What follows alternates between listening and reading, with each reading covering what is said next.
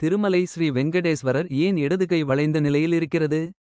நாம் அனைவரும் திருமலையில் உள்ள ஸ்ரீ வெங்கடேஸ்வரரை தரிசிக்கச் செல்வோம். ஆனால் ஒரு விஷயம் கவனித்திருக்கிறீர்களா? பெரும்பாலான தெய்வங்களின் விக்கிரகங்களில் வலது கை அபயஹஸ்தம் அருள் தரும் நிலைமையில் இருக்கும். ஆனால் திருமலை ஸ்ரீ வெங்கடேஸ்வரரின் இடது கை சிறிது வளைந்து நின்றிருக்கிறது. இது எந்த ஒரு சிற்பியின் தவறாக ஏற்பட்டது அல்ல. ஏனென்றால் திருமலை ஸ்ரீ வெங்கடேஸ்வரர் விக்கிரகம் மனிதனால் செதுக்கப்பட்ட ஒன்று அல்ல. அது ஸ்வயம்பு, அதாவது தெய்வம் தானாகவே வெளிப்பட்ட வடிவம்.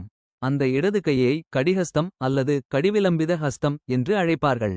கடி என்றால் நம் உடலில் நெஞ்சும் தொடையும் இடையில் உள்ள பகுதி, அதாவது இடுப்பு.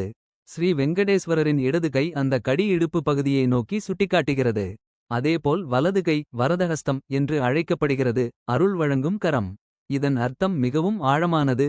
இந்த உலகில் எவராக இருந்தாலும், செல்வந்தரா ஏழையா, அனைவருக்கும் வாழ்க்கையில் துன்பங்கள் தவிர்க்க முடியாது. ஆனால் ஒருவர் மனமார ஸ்ரீ வெங்கடேஸ்வரரை சரணடைந்தால், அந்த இடம்கை சுட்டும் இடம் கடி, அதற்கு கீழே உள்ள துன்பங்கள் அவரை தொடாமல் காக்கப்படும். பிரம்மாண்டமாக சொல்வதானால், வெங்கடேஸ்வரர் தனது பக்தர்களை பவசாகரம் என்ற வாழ்க்கை சமுத்திரத்தில் மூழ்காமல், அந்த கடி நிலையை கடக்காமல் காப்பாற்றுகிறார். இதுவே கடிஹஸ்தம் எனும் ஆன்மீக ரகசியம். ஓம் நமோ நாராயணாய என்று மனதார சொல்லுங்கள்.